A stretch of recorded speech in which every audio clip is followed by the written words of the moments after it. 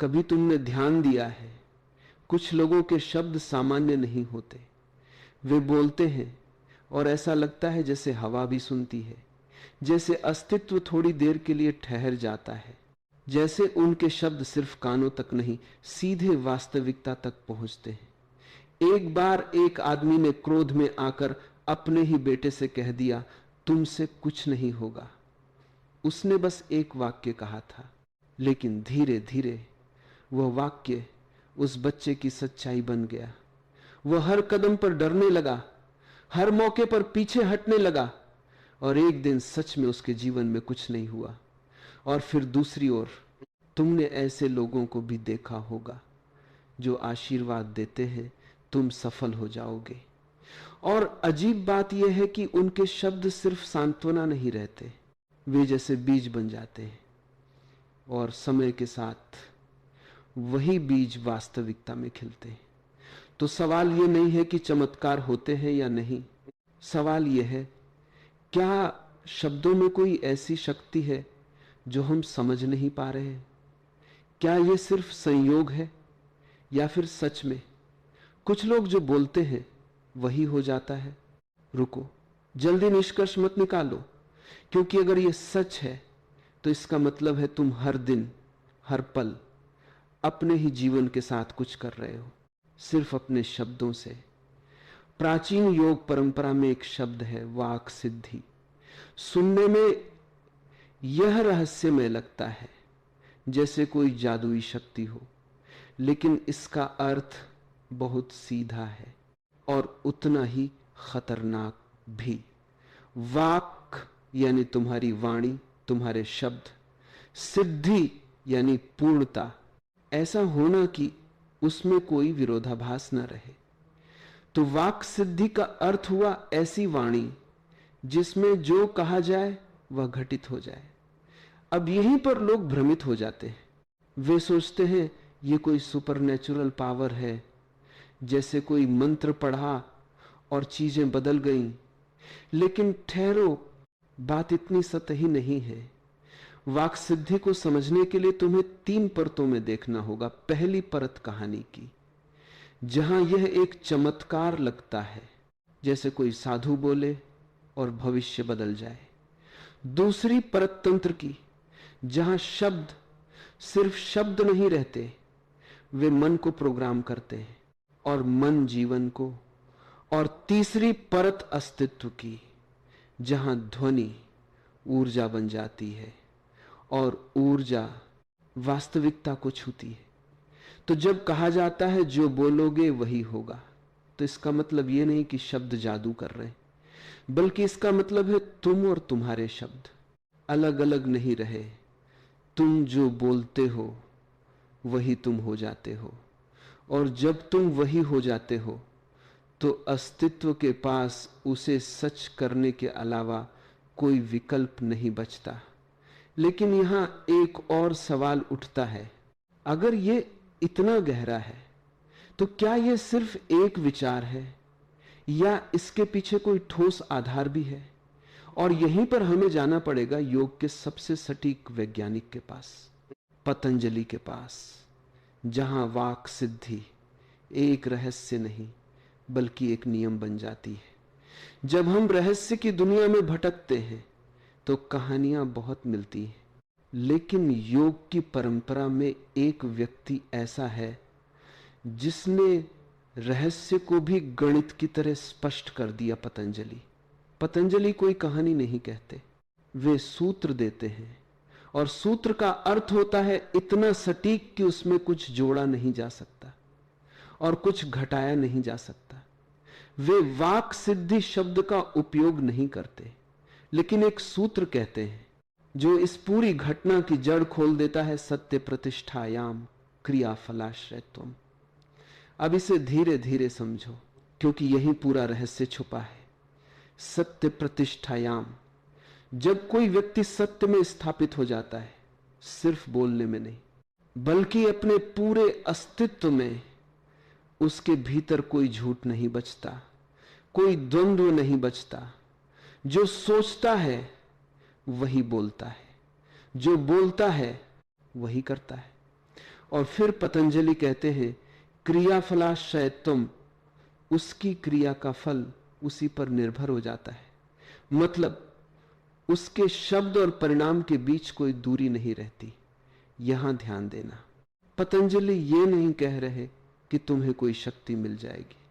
वे कह रहे हैं तुम इतने एकीकृत हो जाओगे कि तुम्हारे शब्द और वास्तविकता अलग नहीं रहेंगे। अभी तुम्हारे साथ क्या हो रहा है? तुम कुछ सोचते हो, कुछ और बोलते हो और कुछ और करते हो।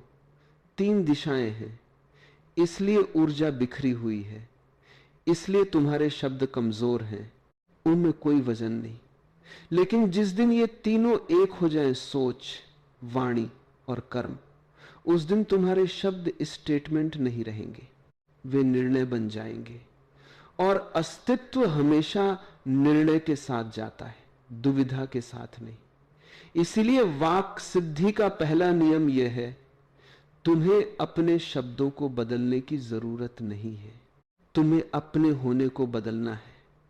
जब तुम बदलते हो तब तुम्हारे शब्द अपने आप बदल जाते हैं, और जब शब्द बदल जाते हैं तो धीरे धीरे तुम्हारी दुनिया भी बदलने लगती है। लेकिन अभी भी एक सवाल बचता है, क्या यह सिर्फ अंदर की बात है या सच में शब्द बाहर की दुनिया को भी बदल सकते हैं? इसके लिए हमें और गहराई में जाना होगा, जहां विज्ञान भी धीरे धीरे उसी दिशा में इशारा कर रहा है कि शब्द सिर्फ आवाज नहीं है, वे प्रोग्रामिंग है। अब थोड़ा रुक कर देखो, अगर हम रहस्य को हटाकर इसे पूरी तरह वैज्ञानिक दृष्टि से देखें तो क्या जो बोलोगे वही होगा? फिर भी सच रह सकता है।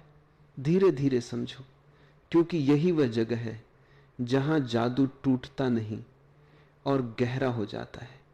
तुम एक शब्द बोलते हो, वह शब्द सिर्फ बाहर नहीं जाता, वह तुम्हारे भीतर भी गूंजता है। पहले वह विचार बनता है, फिर वही विचार भावना बन जाता है। भावना से तुम्हारा व्यवहार बदलता है और व्यवहार से तुम्हारी वास्तविकता। यह एक सीधी श्रृंखला है, शब्द, विचार, भावना, कर्म, परिणाम।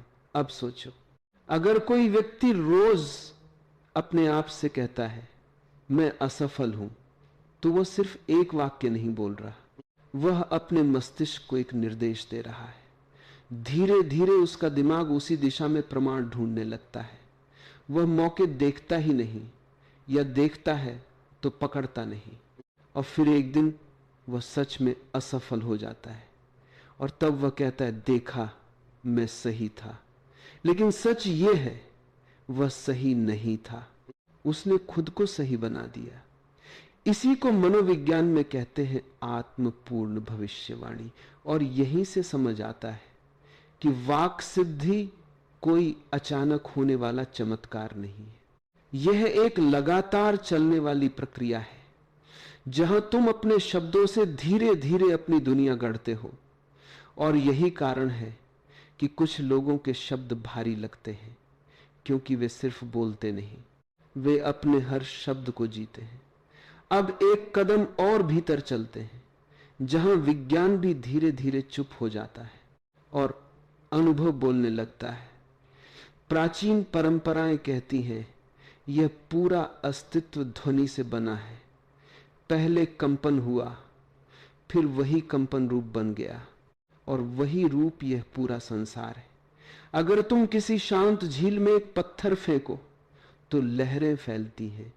वैसे ही जब तुम एक शब्द बोलते हो तो वह सिर्फ हवा में नहीं जाता, वह एक कंपन बनाता है, एक पैटर्न बनाता है।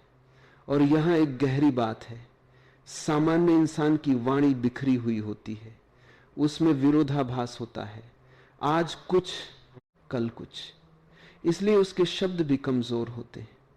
लेकिन एक ऐसा व्यक्ति जो भीतर से पूर्ण शांत है, जिसमें कोई द्वंद्व नहीं है, उसकी वाणी में एक सामंजस्य होता है, एक एकाग्रता।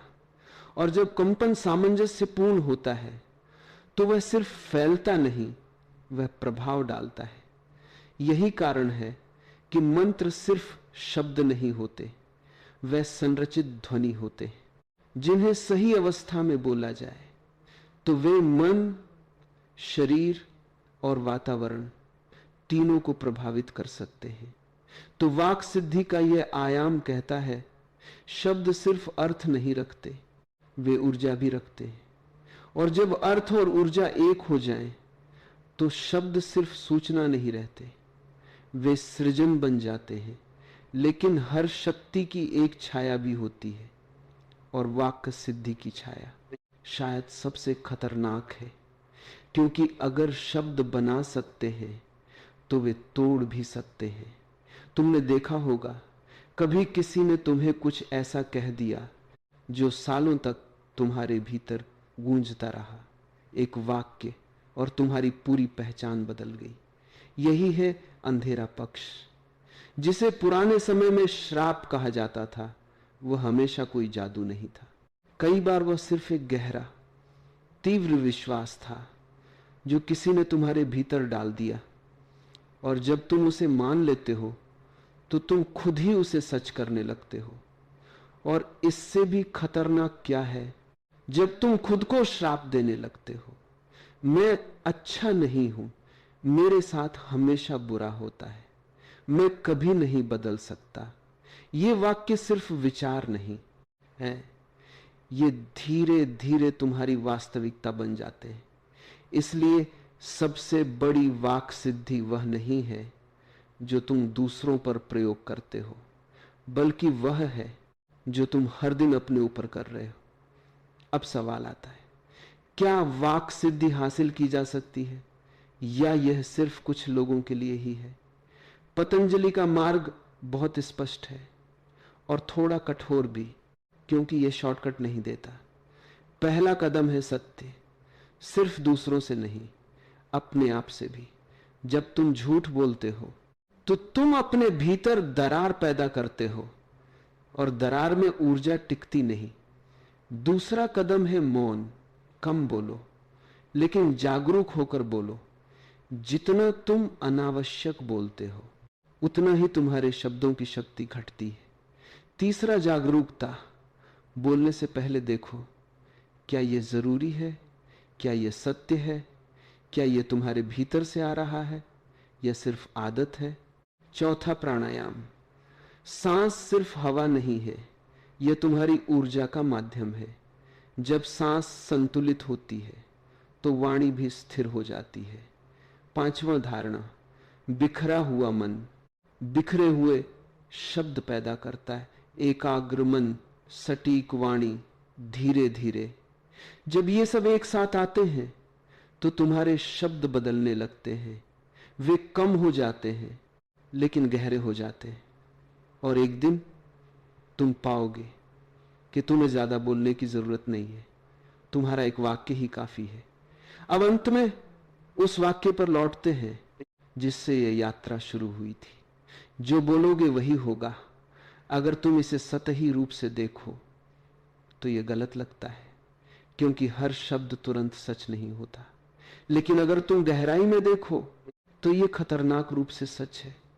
तुम जो बार बार बोलते हो वही तुम सोचने लगते हो, जो सोचते हो वही महसूस करते हो, जो महसूस करते हो वही करते हो, और जो करते हो वही तुम्हारा जीवन बन जाता है। तो असल में तुम भविष्य की भविष्यवाणी नहीं कर रहे, तुम उसे धीरे धीरे बना रहे हो, और शायद यही वाक सिद्धि का सबसे बड़ा रहस्य है। यदि आप नए हैं तो चैनल को सब्सक्राइब कर लीजिए, नेक्स्ट वीडियो मिलते हैं। यदि आप नए हैं तो चैनल को सब्सक्राइब कर लीजिए, नेक्स्ट वीडियो मिलते हैं।